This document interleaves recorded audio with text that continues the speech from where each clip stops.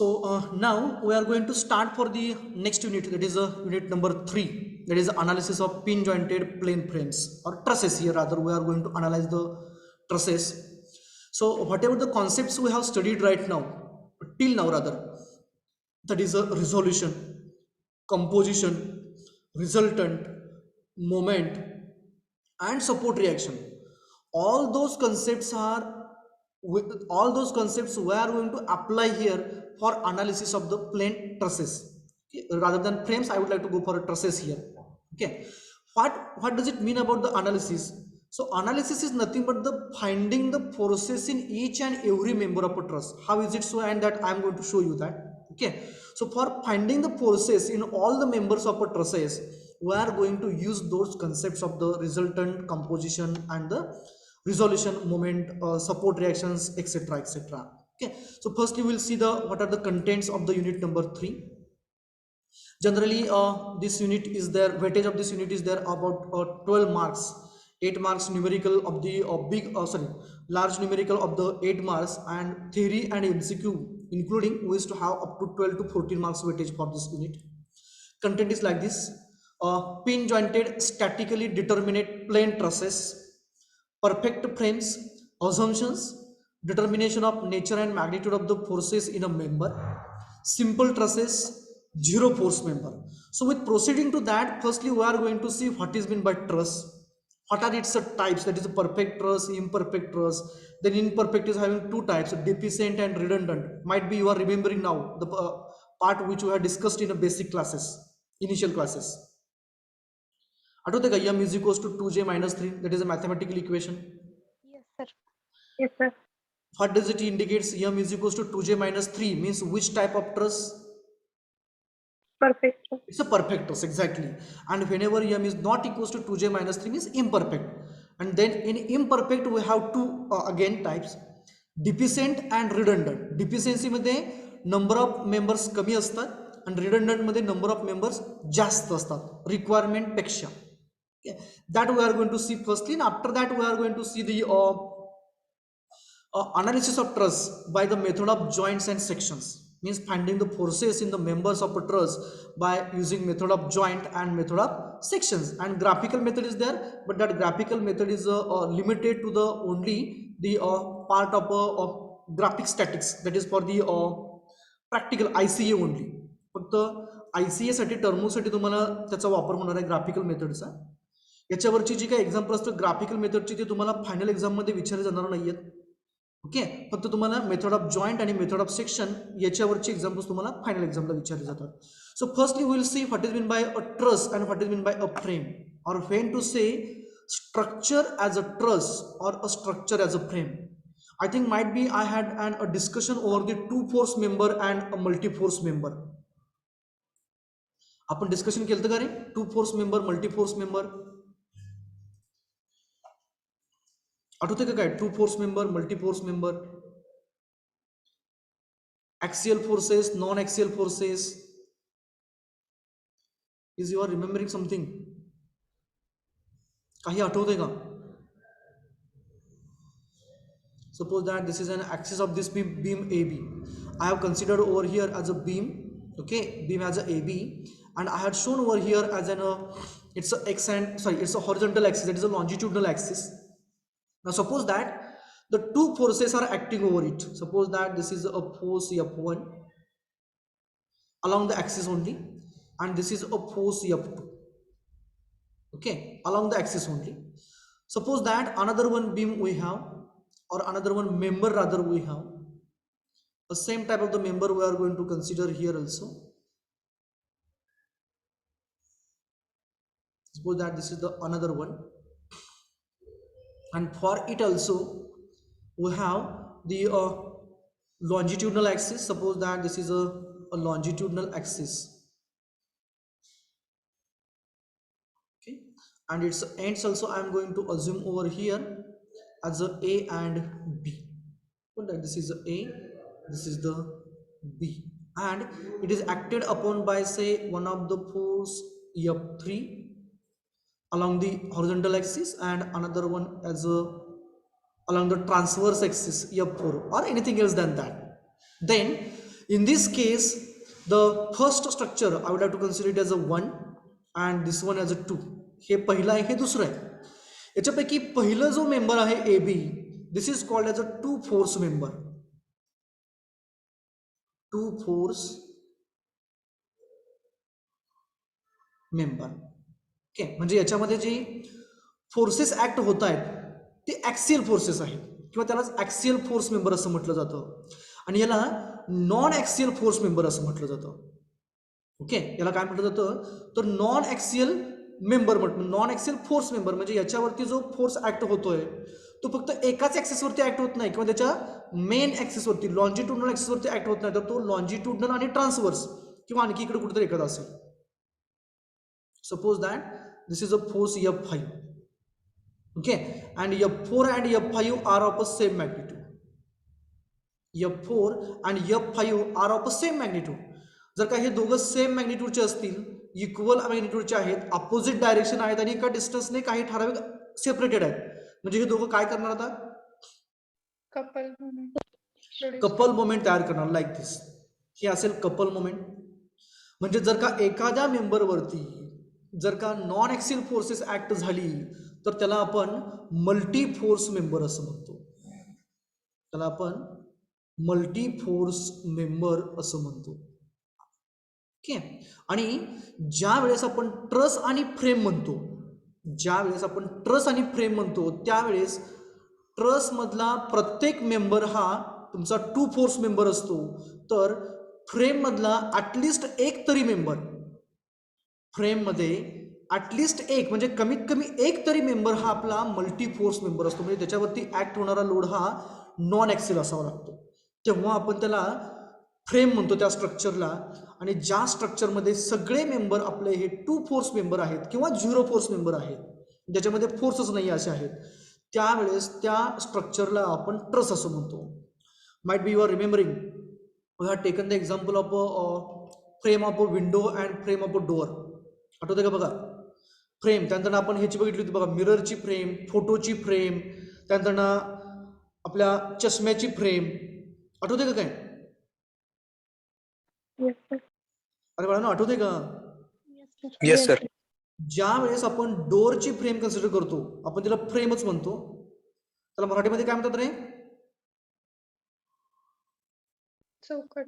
चौकट, अगदी बरोबर आहे. ओके, ज्या वेळेस आपण डोअरची फ्रेम कन्सिडर करतो त्यावेळेस त्या चौकटीवरती जरी आपण नाही म्हटलं, म्हणजे इथल्या साईडला वरच्या साईडला जर का आपण कडाप्पा ठेवलेला असेल, बऱ्याच वेळा ठेवतात बरोबर ना, जास्तीचा लोड येऊ नये म्हणून, तरी सुद्धा या व्हर्टिकल मेंबरवर सॉरी हॉरिझॉन्टल मेंबरवरती अलॉंग द लेंथ पूर्णपणे लोड येतोय, बरोबर ना?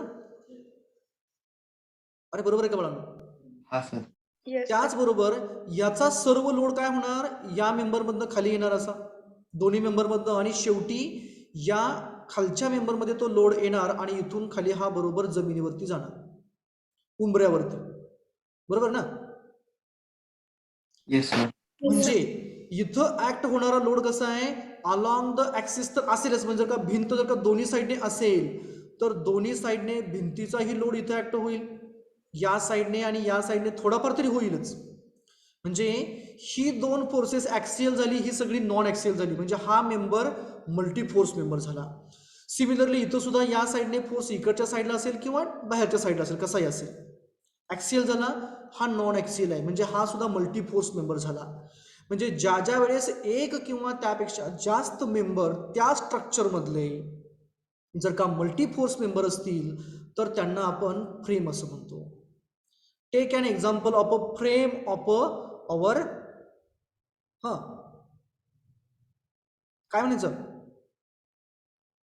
ग्लासेस, स्पेक्ट, बरोबर ना? स्पेक्टेकल. ओके, मग जर का ह्या स्पेक्टची, ह्या चष्म्याची जर का आपण फ्रेम बघितली तर इथं याला ग्लास आहेत दोन, बरोबर का? बघा आहेत का, दिसतात का ग्लास? डायग्राम काढतो इथं. हे फ्रेम आहे अशी, इथं arbitrarily I am trying to draw. इकडच्या साईडला दुसरं आपलं सपोर्टिंग मेंबर आहे याचा, इकडं अशी ही स्टिक आहे या साईडची, आणि इकडच्या साईडची स्टिक आपली ही इकडं आहे अशी. ओके, आता याच्यामध्ये जी मिरर आहे आतमधली, ती मिरर मी थोडेसे ब्लॅकने दाखवतो, म्हणजे कॉन्टॅक्ट सरफेस दाखवतो इथला. हा कॉन्टॅक्ट सरफेस असेल या मिररचा इथला. ओके, म्हणजेच ज्या वेळेस ही मिरर इथं दिसते बघा, ही मिरर इथं आहे, त्यावेळेस तिचा लोड इथं ऍक्ट होतोय, इथं ऍक्ट होतोय, इथं ऍक्ट होतोय, सर्व साईडला ऍक्ट होतोय. बरोबर आहे का? Yes, sir. Yes, sir. म्हणजेच हा जो मेंबर आहे या स्ट्रक्चरचा, या पूर्णपणे याला आपण स्ट्रक्चर असं म्हणतो, याला combination of various beams. Okay, त्याला आपण स्ट्रक्चर असं म्हणतो. बीम्स कॉलम्स असेल त्याला स्ट्रक्चर म्हटलं जातं. मग या स्ट्रक्चरमध्ये या पर्टिक्युलर मेंबरचा जर का आपण विचार केला, याला एकाला आपण मेंबर म्हणणार. या मेंबरमध्ये या काचेचा जो वेट आहे काही असेल ते पूर्णपणे या सरफेस एरियावरती असं ऍक्ट होतंय. म्हणजेच नॉन ऍक्सियल लोड झाला, म्हणजेच हा मेंबर मल्टी फोर्स मेंबर झाला. म्हणून त्याला आपण काय म्हणणार, तर म्हणून आपण या स्ट्रक्चरला फ्रेम असं म्हणणार. कळालं? Yes, sir. Yes, sir. तसंच आपलं Yes. फोटो फ्रेम असेल, फोटोचा लोड साईडलाही असतो, बाहेरच्या म्हणजे सर्व साईडवरनी ऍक्ट होतो, आणि पाठीमागं जे सपोर्टिंग असतं त्याच्यावरती बी राहतो. That is a frame, because it's one of the member or all the members are multi force member. याचं आपण आणखीन एक आयडियल एक्झाम्पल दिलं होतं, कोणतरी आठवतंय का बघा? Windows. विंडोज एक दिलं होतं, आणखी अरे आठवतंय का काय असं? स्ट्रक्चर कुठं असतं असं? मोबाईलचं कव्हर. हा, Stand. आपण मोबाईलच्या कव्हरचे एक्झाम्पल Pad. दिलं, मोबाईलच्या कव्हरचं एक्झाम्पल दिलं, बरोबर आहे का? मोबाईलच्या कव्हरचं जे एक्झाम्पल आहे ते सुद्धा काय आहे रे, फ्रेम आहे की ट्रस आहे? Frame आहे. फ्रेम आहे. ट्रायपॉड स्टँड, हे ट्रायपॉड स्टँड आहे, बरोबर आहे का? ट्रायपॉड स्टँडवरती ज्यावेळेस तुम्ही बिकर ठेवता, त्यावेळेस ते बिकरचा मी फक्त बॉटम सरफेस घेतो, साधारणतः असा राहतो, बरोबर ना? आणि हे असं वरती असतं, असं हे. Is it correct? Yes, sir. त्यावेळेस या बिकरचा लोड या मेंबरवरती इथं ऍक्ट होतोय व्हर्टिकली डाऊनवर्ड, या मेंबरवरती इथं ऍक्ट होतोय, आणि या मेंबरवरती इथं ऍक्ट होतोय. म्हणजे हा तुमचा एक मेंबर आहे, समजा मी याला नावं देतो ए, बी आणि सी. हा मी मेंबर ए बी काढलेला आहे. या ए बी ह्या मेंबरवरती हा ऍक्ट होणारा लोड, समजा मी याला 1 असं म्हणतो, हा 1 लोड इथे ऍक्ट होतोय. हा ऍक्सिल आहे की नॉन ऍक्सिल आहे? लोड 1 मेंबर ए बी साठी ऍक्सियल आहे की नॉन ऍक्सियल आहे? Non-X. नॉन ऍक्सियल आहे. म्हणजेच हा मेंबर काय झाला तुमचा, तर नॉन ऍक्सियल मेंबर झाला, म्हणजेच आपण त्याला मल्टीफोर्स मेंबर म्हणणार. का? कारण इथं सपोर्टच्या ठिकाणी या दोन्ही ठिकाणी याला लोड, सपोर्टने येणारा लोड वरती येणार, बरोबर आहे का? रिॲक्शन येणारी वरती येणार अशी, तो ह्या रिॲक्शन वरती गेल्या आणि तिथून येणारा लोड हा खालती झाला, मल्टीफोर्स मेंबर झाला. परंतु if you consider this leg, then this leg is a multi-force member या two force member? Two force member. जेवढा लोड इथून खाली येणार तेवढाच, सॉरी, जेवढा लोड इथून वरती येणार, रिॲक्शन असणार, तेवढीच तिथं ऍक्शन होणार आहे. Equal opposite forces. आणखी एक एक्झाम्पल देतो, आठवतंय बघा, आपल्या माठाचं दिलं तुम्ही, आठवतंय ना? हा सर. माठाच्या खाली काय म्हणतात त्याला आपण रे? आडणी. आडणी ते महालक्ष्मीसाठी झालं, बरोबर ना? हा, आडणी महालक्ष्मीचं, त्याला बी आडणीच म्हणतात का? हा सर. तिपाई किंवा आडणी म्हणतात त्याला सुद्धा. That is an also example of a frame. ते फक्त ट्रायपॉड सारखंच राहतं, परंतु त्याचा सरफेस असतो तो सर्क्युलर असतो, बरोबर ना? Yes, sir. आणि याला पुन्हा 3 कुठेतरी लेग असतात. समजा हा तुमचा फर्स्ट लेग आहे इकडं, इथं कुठेतरी सेकंड लेग आहे, आणि इकडं कुठेतरी थर्ड लेग आहे, असं मी अजून करतोय, आम्हाला माहित नाही एक्झॅक्टली कुठं असेल तो. आणि याच्यावरती किंवा आणखीन एखादा लेग असेल इकडे कुठेतरी, असं तो दाखवला की स्ट्रक्चर बरोबर दिसणार नाही. आणि याच्यावरती आपण माठ ठेवलेला असतो. Okay, so in that case what we used to get the load acting over the ring, वरची जी टॉपची रिंग आहे त्या रिंग वरती असा लोड आपला नॉन ऍक्सिल ऍक्ट होतो. Non axial load is to act.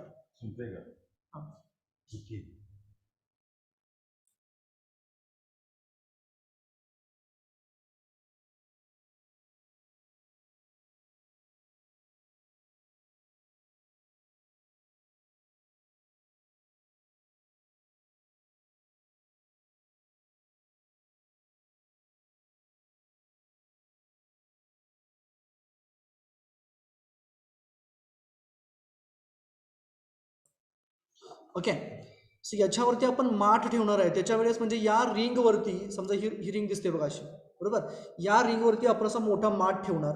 त्यावेळेस काय होणार, लोड हा आपला त्या रिंग वरती नॉन ऍक्सियल ऍक्ट होणार आणि ते आपलं स्ट्रक्चर म्हणजे सॉरी मेंबर मल्टीफोर्स होणार आणि ते स्ट्रक्चर म्हणजे आपलं फ्रेम तयार होणार. Understood now what is mean by truss and what is mean by frame. Yes, sir. 3 wheeler wooden frame, लहान मुलांचं ते असतं की नाही गाडा कसला, 3 लाकडाचा 3 चाकाचा. भारी आयडियल एक्झाम्पल दिलं विशाल. विशालच आहे ना. हा, Yes, sir. That is an also example of a frame. सायकलचं आपलं एक्झाम्पल आहे ते फ्रेम आहे की ट्रस आहे रे?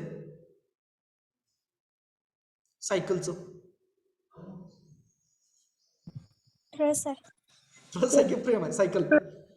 एक जण पुढे बसलाय एक जण नळीवरती आणि पाठीमागे जण कॅरियज वरती बसलेला आहे, कॅरियर वरती. आता कसं आहे?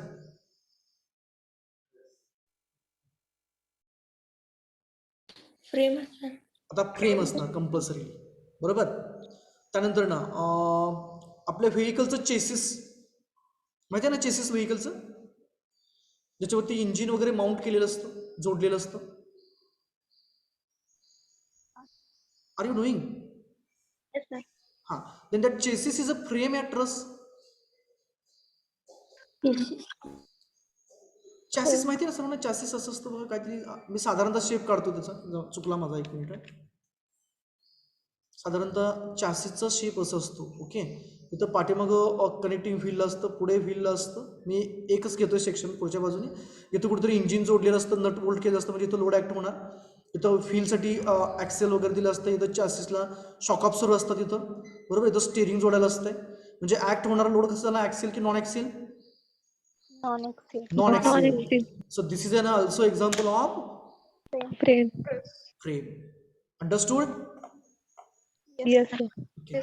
So now we will stop here and remaining part we will go for the next lecture.